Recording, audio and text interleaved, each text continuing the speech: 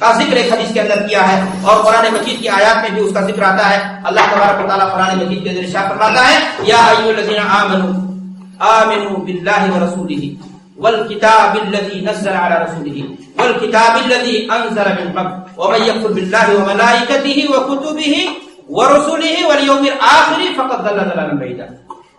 کہ اے لوگو جو ایمان لائے ہو، تمہیں ایمان کن کن چیزوں پر لانا ہے؟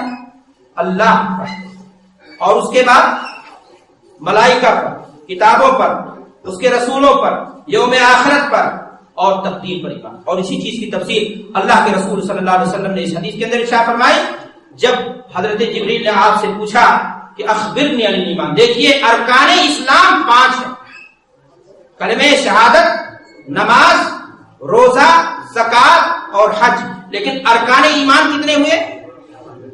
6 ہوئے۔ کون سی چیز پہلی ہوگی؟ ایمان باللہ، ایمان بالرسول، ایمان بالکتب، اور اس کے بعد ایمان بالملائکہ، فرشتوں پر ایمان، اور پھر آخرت پر ایمان، تقدیر پر ایمان۔ 6 چیزیں جب جا کر کے انسان کے ہاں صحیح طور سے ہوں گی تو اس کا ایمان مکمل ہوگا، اور پھر وہ جو ہے کیا نام ہے کامیابی کی طرف روانہ ہوگا۔ پہلی چیز میں نے آپ کے سامنے شروع کی کہ ایمان باللہ۔ ایمان باللہ کسے کہتے ہیں میرے بھائیوں؟ کیا اللہ ہم کو ایک مان لینا کہ اللہ اپنی ذات میں ایک ہے، یکتا ہے، یہ کافی ہو گیا؟ اتنا ایمان تو ہندوستان کا مشرک بھی مانتا ہے، وہ بھی ایشور کہتا ہے، ایک مانتا ہے۔ کیا اس ناطے وہ مشرک ہے کہ وہ ایشور کہتا ہے، دوسرا گاڈ کہتا ہے اسے اللہ کہتے ہو؟ نہیں۔ پھر کیا معاملہ ہے، کیا فرق ہے؟ آپ جہاں اللہ کو اس کی ذات میں ایک مانتے ہیں، ایمان باللہ کا مطلب یہ ہوا کہ جہاں اللہ کو آپ اس کی ذات میں ایک مانتے ہیں، وہیں صفات میں ایک مانیے، وہیں قدرت میں ایک مانیے، وہیں اختیار میں ایک مانیے۔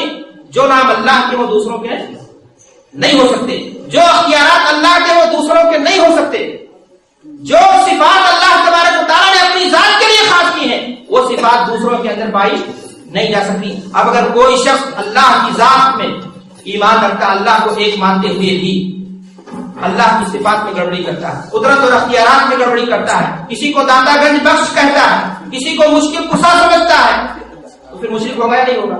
ایمان میں سیدھ لگ گیا یا نہیں لگا؟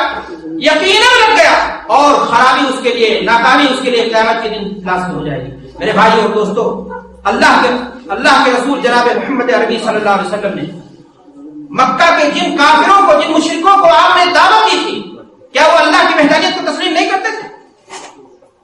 وہ بھی اللہ کو ایک مانتے ہیں۔ قرآن مجید بھی اس بات کی گواہی دیتا ہے وَلَئِن سَأَلْتَهُم مَّن خَلَقَهُم لَيَقُولُونَ اللَّهُ، کہ اے نبی اگر ان سے آپ پوچھو کہ ان کو پیدا کس نے کیا تو یہ بتائیں گے کہ اللہ نے پیدا کیا۔ یہی نہیں بلکہ وہ اللہ کو رب بھی مانتے تھے، روزی رسا بھی مانتے تھے۔ جب اللہ کو خالق بھی مانتے تھے، اللہ کو روزی دینے والا بھی مانتے تھے، وہ یہ بھی مانتے تھے کہ آسمان اور زمین کی بادشاہت اللہ کے ہاتھ میں ہے، تو آخر وہ کون سی چیز ہے جس کی بنیاد پر وہ مشرک قرار پائے؟ میرے بھائیو اور دوستو، یہی وہ نقطہ ہے جو اگر آپ غور کر لیں تو ایمان باللہ کا مفہوم آپ کے سامنے واضح ہو جائے گا، اور شرک کی حقیقت کیا ہو جائے گی؟ واضح ہو جائے گی کہ وہ اللہ کو ایک مانتے ہوئے، اللہ کی عبادت کرتے ہوئے پیشانی کو اپنے معبودوں کے سامنے بھی جا کر کے جھکا دیتے تھے۔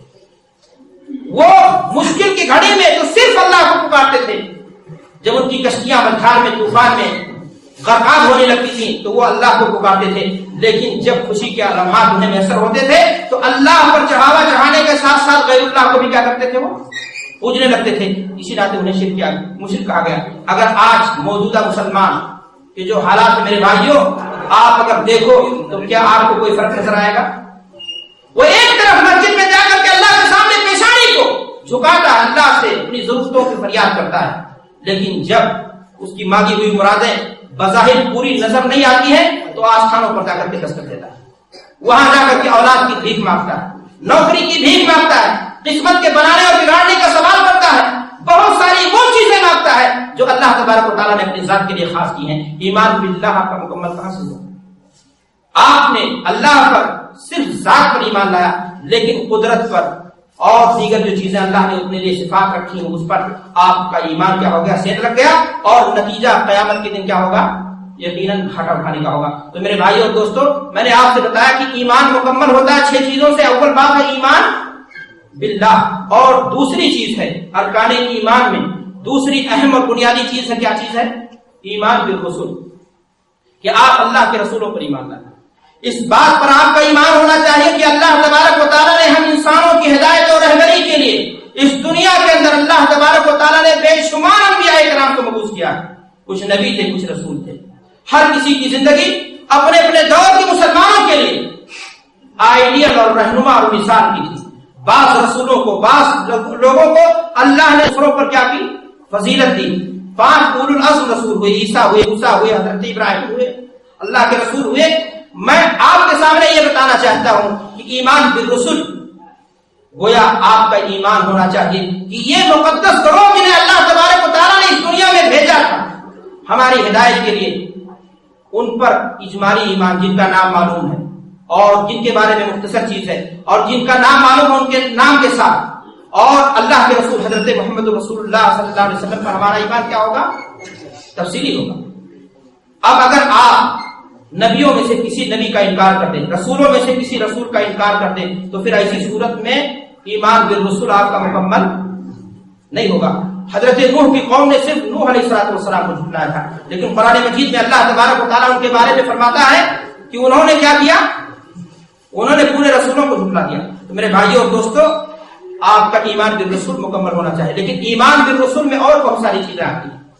آپ رسولوں پر ایمان میں یہ بات بھی شامل ہے کہ آپ اس بات پر ایمان اور عقیدہ رکھیں کہ یہ اللہ تبارک و تعالیٰ نے جنہوں انسانوں کی ہدایت کے لیے بھیجا وہ سب کیا تھے؟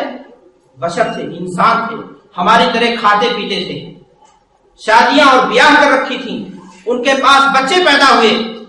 وہ اللہ نے منصب نبوت اور رسالت کے ذریعے ان کے مقام اور مرتبے کو کیا کر دیا؟ غلط کر دیا۔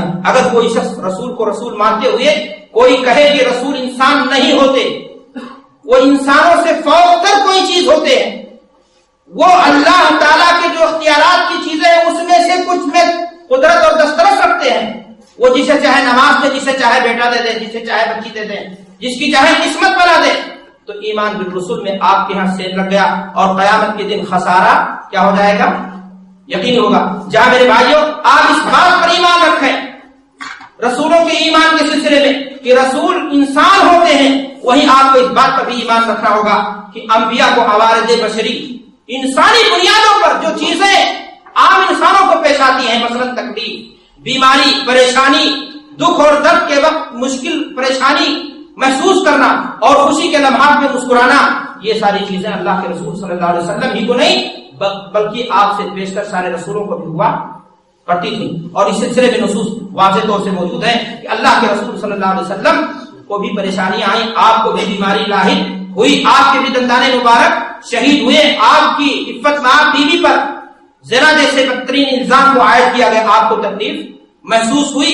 غزوہ بدر کے قیدیوں کو اللہ کے رسول صلی اللہ علیہ وسلم کے جب سامنے پیش کیا گیا اور رہائی کے لیے جب فدیہ کی بات آئی تو حضرت زینب نے اپنے شوہر کی رہائی کے لیے رسول کی بیٹی نے وہ ہار بھیجا جو بوقت رخصتی ان کی ماں خدیجہ نے دیا تھا۔ اللہ کے رسول صلی اللہ علیہ وسلم نے جب ہار دیکھا تو آپ کی آنکھیں ڈبڈبا گئی۔ یہ ساری چیزیں اس بات کو دلالت کرتی ہیں کہ انبیاء کو بھی عوارض بشری پیش آتے تھے۔ اگر کوئی شخص رسول کو رسول مانے اور ساتھ میں یہ کہے کہ یہ انسان نہیں، اللہ کی مخلوقات میں نہیں، یا اور کوئی چیز ان کو دے، خدائی صفات دے، تو پھر ایسی صورت میں ایمان بالرسول کا معاملہ اس کا کیا ہوگا؟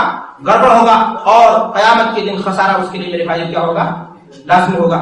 تیسری چیز ایمان کے، میں نے آپ سے کہا کہ ارکان ایمان 6 چیزوں پر شامل ہے۔ میں نے آپ سے عرض کیا ایمان باللہ، دوسری بات آپ کے سامنے رکھی میں نے ایمان بالرسل، اور تیسری چیز ہے ایمان بالکتب۔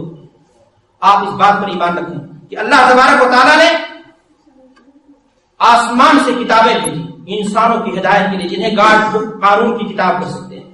ان کتابوں میں سے بہت ساری کتابوں کا ذکر ملتا ہے، مثلا توریت ہے، زبور ہے، انجیل ہے، صحف ابراہیم ہے، صحف موسیٰ ہے، قرآن ہے، آخری دستور کی کتاب نچوڑ سب کا۔ لیکن ساتھ ہی ساتھ آپ کو اس بات پر ایمان رکھنا ہوگا کہ اللہ نے انسانوں کی ہدایت کے لیے اور بھی کتابیں دنیا میں بھیجی، اور ایمان بالکتب میں سے یہ بات بھی میرے بھائیوں شامل ہوگی کہ انسان اس بات پر ایمان رکھے کہ ان کتابوں میں جو چیزیں بیان کی گئی ہیں وہ ہمارے لیے قانون اور دستور کی کتاب رکھتی ہے۔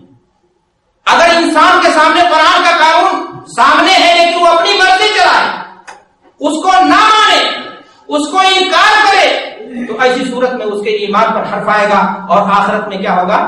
خسارہ لازمی ہوگا، گھاٹا کیا ہوگا؟ لازمی ہوگا، اور کامیابی اسے آخرت میں نہیں مل سکتی۔ میرے بھائیو اور دوستو، آپ کو ایمان بالکتب صحیح معنی میں جو چیزیں ہوتی ہیں ان تمام چیزوں پر آپ کو ایمان رکھنا ہوگا۔ ایمان کی چوتھی شاخ ہے ایمان بالملائکہ، کہ آپ فرشتوں پر ایمان رکھیں، اور فرشتوں پر ایمان رکھنے میں یہ بات شامل ہے کہ وہ اللہ کی مخلوق ہے،